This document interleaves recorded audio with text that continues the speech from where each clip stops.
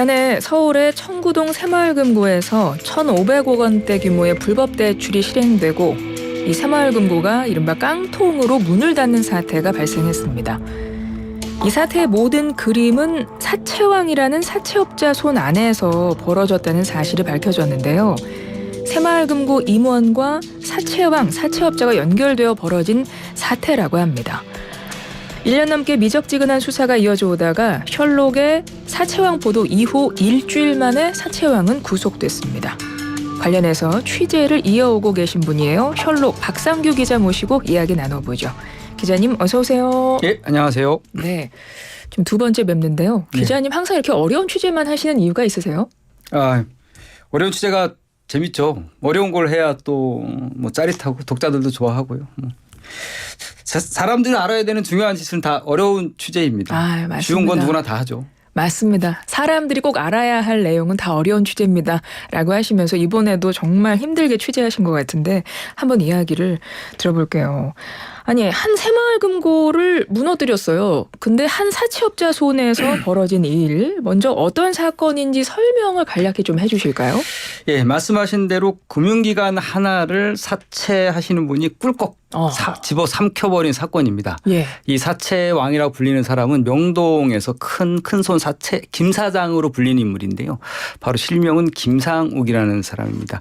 이분이 청구동 새마을금고를 약 자기 금고처럼 1,500억 원을 무려 불법으로 빼내서 금융기관 하나를 아예 문 닫게 만들어버린 사건입니다. 이게 이제 청구동 새마을금고에서 경영을 잘못했다기보다는 어떻게 보면 그 사채왕이랑 같이 공모해가지고 범죄를 저지른 아주 시대의 사건이라고 할 수 있습니다. 내부에 그런 사람이 있었군요. 아주 밀접하게 관련되어 있는 임원이 한 명 있었습니다. 그렇습니다. 예. 이 보도 이후에 이 김상욱 이라는 사채왕이라고 불리는 사채업자 구속됐다고 하는데요. 일단 처음에 사실 지금 말씀을 듣고 보니 이 사건을 제가 기사에서 접한 거를 떠올려 보니까 그렇게 막 기억이 나지를 않아요. 예. 근데 이 사건에 대해서 어떻게 알고 취재를 시작하신 거예요? 예. 우리 앵커님께서 처음 시작할 때 어려운 취재라고 말씀해 주셨는데 저희 제보자께서 처음 찾아왔을 때 처음으로 한 얘기가 바로 그 얘기였습니다. 어렵고 무서운 취재 한번 너 해볼래? 너 감당할 수 있겠니? 그런 취지로 찾아왔었죠. 근데 거기서 또 물러나면 안 되잖아요. 네, 해보겠다. 그 제보자가 누구였냐면은 김상욱 회장의 모든 비밀을 알고 있는 약 음성 파일 2,000개의 음성 파일을 갖고 있는 어떻게 보면 밀접한 관계자였어요. 김상욱하고. 예. 그분이 저희를 찾아왔죠. 물론 이제 여러 언론사와 경찰과 검찰도 접촉을 했었는데 어떻게 하다가 이제 제 비주얼이 이래서 그런지 모르겠는데 가장 센 놈을 가장 책임지고 끝까지 취재할 수 있는 사람을 찾아왔다 하면서 알려주기 시작했죠. 그게 올해 초거든요. 근데 취재하는 과정이 좀 길었죠. 왜냐하면 음성 파일이 약 2,000개나 되고 음성 파일이 있다고 해가지고 이게 사실로 보도할 수는 없잖아요. 또 이것을 또 사실이 맞는지 검증해야 되는 기간이 있었기 때문에 좀 오래 걸렸습니다. 제보를 처음 받은 것이 올해 초. 예, 그렇습니다. 올해 초고 이 사람이 이 김상욱이라는 사람과 나누었던 대화 녹음 파일을 갖고 왔고. 예, 그렇습니다. 그래서 이제 취재를 시작하시게 된 건데요. 한번 사건 이야기를 해볼게요. 그래서 녹음된 파일을 다 들어보셨겠네요. 예, 저희 직원들이 다 나눠서 2,000개를 다 들었습니다. 일단 어떤 내용인지 한번 봐야 되는데 우선 그 김상욱이라는 사람과 이 녹음 파일 갖고 온 사람 무슨 관계예요? 이 두 사람의 관계는 사실은 동업자 내지는 외부자라기보다는 김상욱이라는 사람은 어쨌든 유명한 현금을 많이 가지고 있는 사채업자이기 때문에 건설업을 하다가 어려움을 겪는 분들이 종종 많이 찾아갑니다. 그렇게 해서 인연을 갖게 된 사람인데 그 과정에서 이제 이 건설업자가 신탁사 관계자를 통해서 김상욱 회장이 사실은 김상욱 회장과 자신 신탁사 직원이 은행 하나를 무너뜨렸고 그게 바로 새마을 청구동 지점을 우리가 무너뜨렸고 무려 그 금액이 1,500억이나 된다. 우리가 다 한 거다 그 돈을. 마치 개인 금고처럼 우리가 돈을 빼왔다. 근데 나는 더 이상 이 일을 하고 싶지가 않다. 너무 무섭다. 이 건설업을 하시는 회장 사장한테 부탁을 한 거죠. 나 좀 도와달라.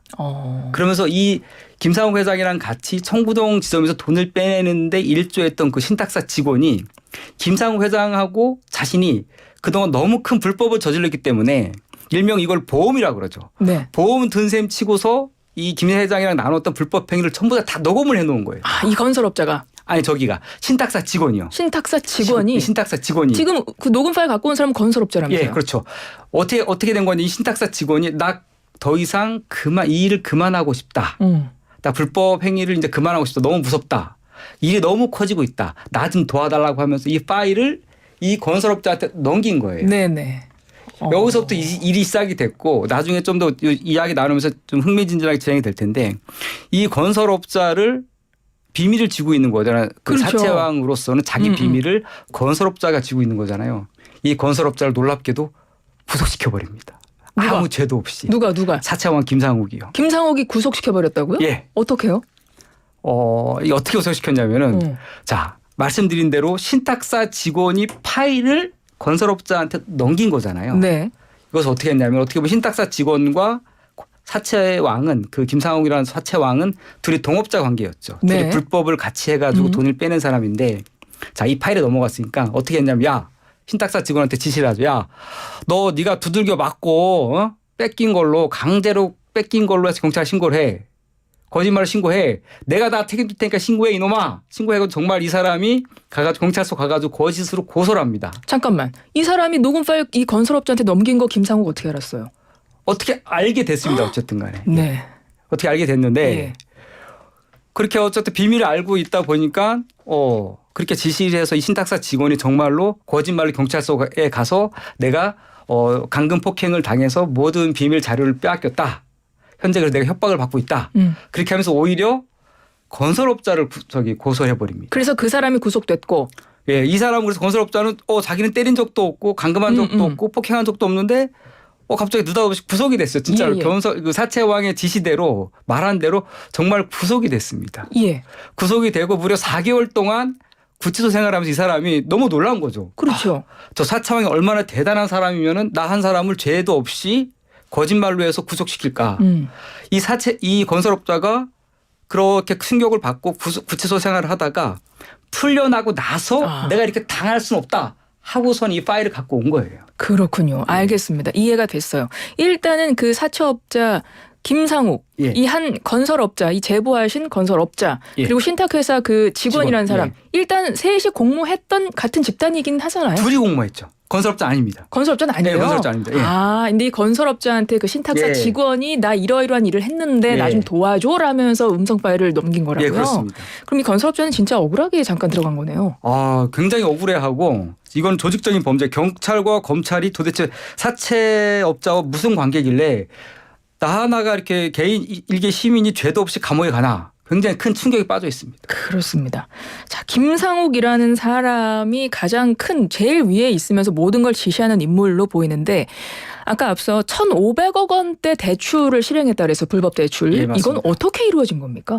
자, 많은 사람들이 1,500억 원 그러면 별로 실감이 나지 않을 텐데 워낙 크다. 크니까요. 예, 그렇습니다. 근데 이게 이제 한 사람이 일으킨 것이라고 하면 또 이야기가 달라지죠. 자, 어떻게 한 거냐면 많은 청취자 여러분들이 대출 한 번씩 받아보셨을 텐데요. 자, 부동산 대출입니다. 내가 아파트 10억짜리 아파트를 가지고 대출 받는다고 치면 만약에 가령 예를 들어서 이 감정가가 8억이고 8억까지만 대출 나갈 수 있다라고 하면 정말로 10억에서 8억 80%니까 8억만 대출 받을 수 있죠. 근데 이것을 감정평가사하고 짜서 거짓말로 예를 들어서 약 20억 원으로 부풀립니다. 감정가를. 김상욱 일당이. 예, 그렇습니다. 그럼 20억으로 부풀리면 80%가 대출을 한다고 하면 무려 16억 원이 대출 가능하죠. 예. 이 아파트의 가격은 겨우 10억밖에 안 하는데 그보다 훨씬 더 많이 받네요. 건물값, 아파트값보다 6억 원이나 초과하는 금액의 대출을 받죠. 그래서 그 나머지 차액분 6억 원은 바로 김상욱 일당이 그야말로 꿀꺽 해버리는 거죠. 그런 식으로 불법 대출을 일으킵니다. 그게 무려 1,500억이나에 달합니다. 그러면 그 대출 받은 사람은 누가 되는 거예요? 채무자. 여기서 바로 중요한 범죄가 벌어지는데요. 김상욱 일당이 전국에 흔히 말하는 브로커들이 있습니다. 예. 브로커들이 명의를 그러니까 보통 급전이 필요하거나 아니면은 건물을 뭐 이렇게 분양받아 수익을 보려는 사람들한테 이야기를 하죠. 나한테 잠깐 명의를 빌려주면 내가 2천만 원 줄게. 명의만 빌려주면 2천만 원 줄게. 그러면 또 명의 빌려준 입장에서는 좀 약간 생활이 어려운 분들이 보통 명의를 빌려줬거든요. 그분들 입장에서는 뭐 일명 좀 혹하는 거죠. 그래서 명의를 빌려주죠. 그러고 나서 2, 3개월 뒤에 모든 게 다 해결돼. 부동산 팔아버리면 너의 뭐 네가 소유한 것도 없고 아무것도 없어 다 깨끗해져. 그런 식으로 명의를 빌려옵니다. 잠깐 이름만 빌려줘. 예, 그렇게 하는 내가 거죠. 나중에 다 문제없게 해줄 거야. 네. 라면서 그 명의 빌려주는 그 값으로 큰 돈을 주고. 예, 이런 피해자들이 있고요. 그리고 뭐 가령 상가 건물 같은 경우에 여기 분양받으면 한 달에 200만 원씩 될 수 있어. 잠깐만 너 이걸 한번 분양받아. 부담이 되면 우리가 나중에 정리해 줄게. 그런 식으로 명의를 모집을 합니다. 필요한 사람들을. 네. 그래서 결국 다 대출받게 한 다음에 그 차입금은 김상욱 일당이 전부 다 가져가고 이 사람들은 엄청난 명의만 빌려준 대가로 뭐 해결된 거 없이 그냥 내가 채무자가 돼버리는 거네요. 그렇죠. 그러니까 만약에 16억 원의 피해를 당한 사람이 있으면 이 사람은 16억 원을 만져본 적도 없고 구경한 적도 없는데 16억 원이 그냥 자기 이름으로 빚이 대출이 돼버린 됐고 거예요. 이걸 다 몽땅 다 김상욱 일당이 편취하게 되는 거죠. 그렇군요. 이런 구조입니다. 피해자들도 직접 만나보셨을 거 아니에요? 피해자 많이 만났죠. 뭐라 그래요? 자, 이 피해자분들이 대체로 어떤 분들이냐면 물론 두 가지 부류가 있습니다. 상가 건물을 임대받아서 뭐 수익 실현을 하려는 사람들도 있었고 그것이 또 아닌 다른 부류 사람인데 어떤 사람들이냐면은 코로나 때 많은 자영업자분들이 가게문을 못 열었잖아요. 네. 그러면 당연히 이제 뭐 월세는 내야 되고 돈이 필요하고 경제적 어려움에 처하게 되는데 이분들한테 김상 일당의 브로커들이 접근을 합니다. 명의만 빌려주면 뭐 우리가 돈 나중에 2천만 원 주니까 명의만 빌려달라.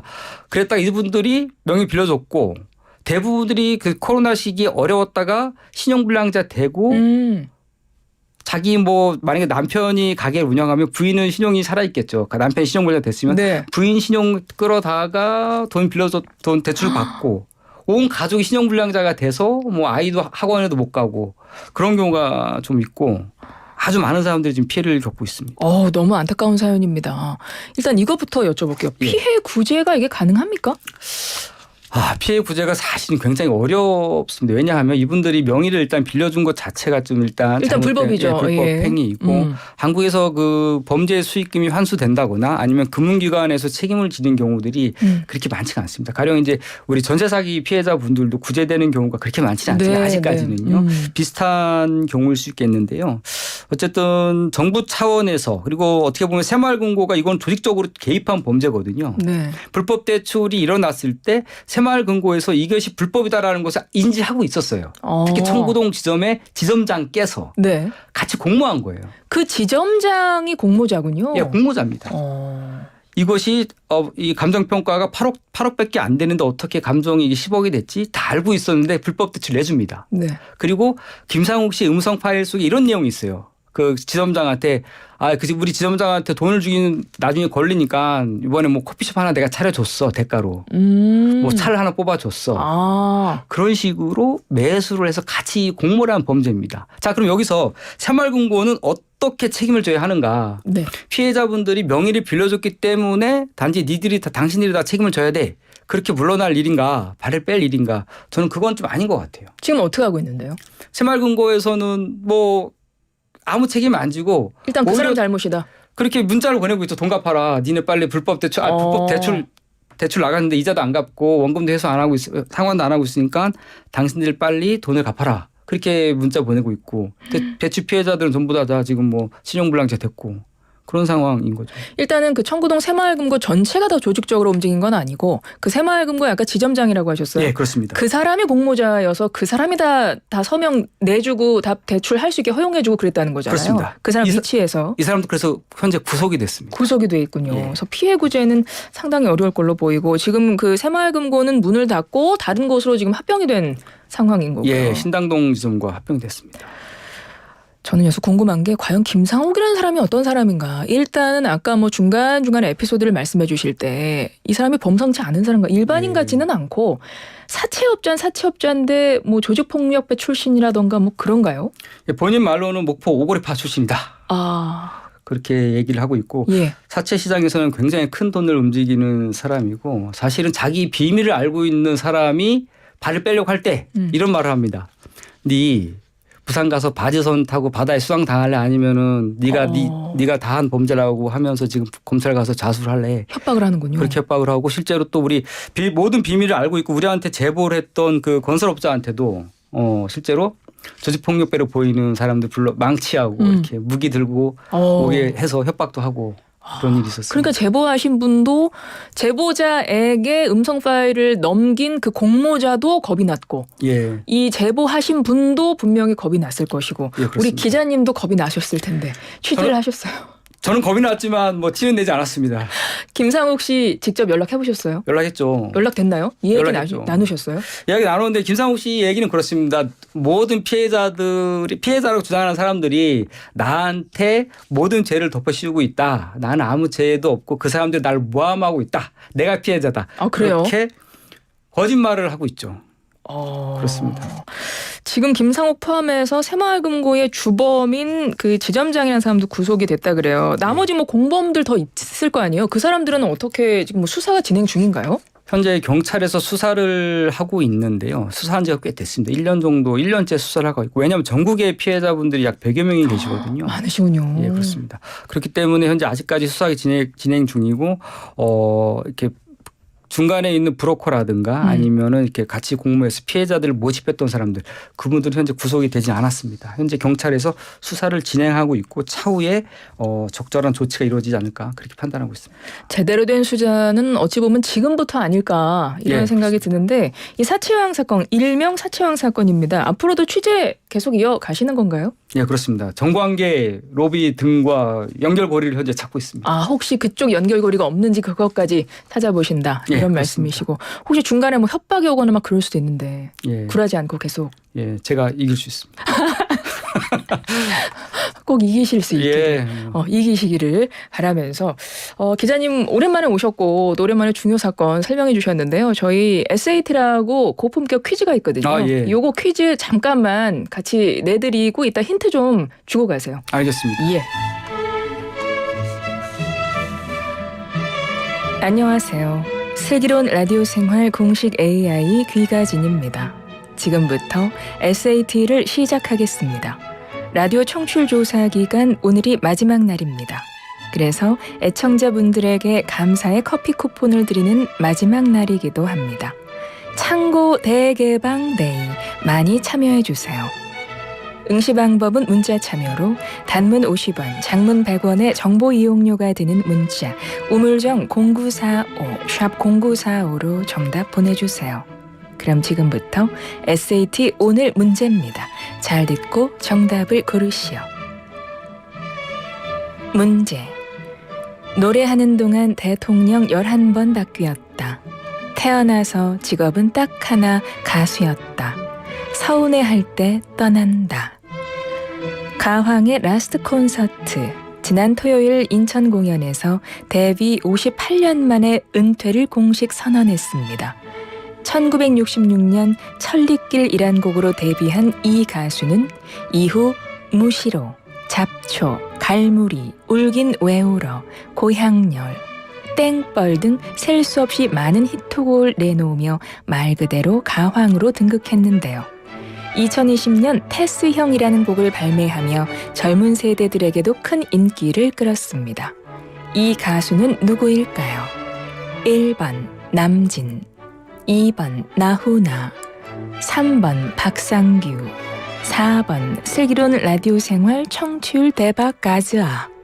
1번 남진, 2번 나훈아, 3번 박상규, 4번 슬기로운 라디오 생활 청취율 대박 가자. 정답은 휴대전화 단문 50원, 장문 100원의 유료 문자 우물정 0945, 샵 0945로 보내주세요. 이상으로 SAT 출제를 마칩니다.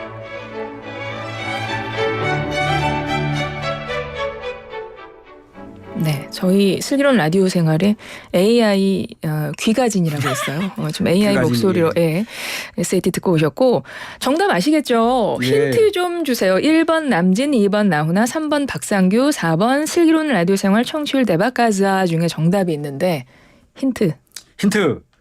최근 민희진 어도 대표 이전에 가장 충격적인 기자회견을 했던 인물. 기자회견 중간에 바지를 내려 말어 했던 그분이신 거 맞죠? 그런 것 같습니다. 1번 남진, 2번 나훈아, 3번 박상규, 4번 슬기로운 라디오 생활 청취율 대박가자. 박상규님 누굽니까? 우리 박상규 기자님 아니시죠? 예, 이분 옛날에 머리 하얗시고 이렇게 맞아요. 뭐 주말에 이렇게 MC도 하시고. 예. 노래도 하시고. 저 아닙니다. 예. 알겠습니다. 우물정 0945 50원의 정보 용료 들어가는 유료 문자로 여러분 정답 많이 보내주세요. 지금까지 설록의 박상규 기자와 함께했습니다. 기자님 고맙습니다. 예, 고맙습니다.